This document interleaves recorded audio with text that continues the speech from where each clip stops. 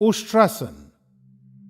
उष्ट्र एक संस्कृत शब्द है जिसका हिंदी में अर्थ होता है ऊंट। इस आसन में आपके शरीर की स्थिति ऊंट के पीठ के उठे हुए हिस्से की तरह हो जाती है। इस आसन को करने के लिए सबसे पहले आप वज्रासन में बैठ जाएं। हाथों को घुटनों पर रखते हुए शरीर को सर से पांव तक सीधा रखें। अब हम धीरे धीरे वज्रासन से अर्ध उष्ट्रासन की ओर बढ़ेंगे।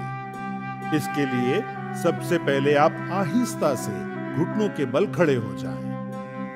अब अपने दोनों हाथों को कमर पर इस प्रकार रखें कि आपकी उंगलियां जमीन की ओर हों। ध्यान रखें कि आपकी कोहनी एवं कंधे समानांतर हों और आपकी जांघें जमीन से बराबर 90 डिग्री पर हों। अब धीरे धीरे सांस अंदर लेते हुए अपनी रीढ़ के निचले हिस्से की ओर से पीछे की ओर झुकें।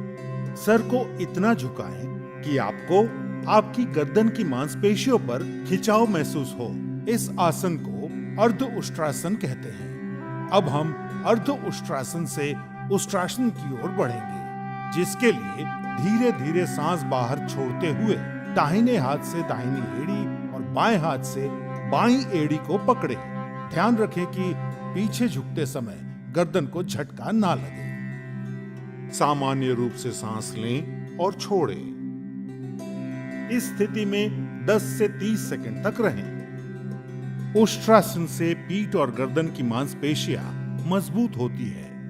ये आसन सर और सीने में रक्त संचार को बेहतर बनाता है। इस आसन को करने से दृष्टि में सुधार होता है। ये पेट और कूल्हों की चर्बी घटाने में मदद करता है। यदि आपको हर्निया, चक्कर या गठिया की शिकायत हो तो यह आसन ना करें। हृदय रोग और उच्च रक्तचाप के रोगी ये आसन ना करें। अगर आपके पेट में चोट लगी हो या आप गर्भवती हो तो भी ये आसन ना करें। 10 से 30 सेकंड इस आसन में रहने के बाद अब आप एक लंबी गहरी सांस लें और धीरे से अपनी गर्दन को सामान्य करते हुए अपनी कमर को सीधा करें और वापस अपनी एड़ियों पर बैठते हुए वज्रासन की स्थिति में आ जाएं। और अब वज्रासन में हैं। सामान्य रूप से सांस लें और छोड़ें। उष्ट्रासन को नियमित रूप से करने पर आप कब्ज, जो कि शरीर के कई अन्य रोगों का कारण होता है, उससे हमेशा के लिए छुटकारा पाकर एक स्वस्थ जीवन व्यतीत कर सकते हैं।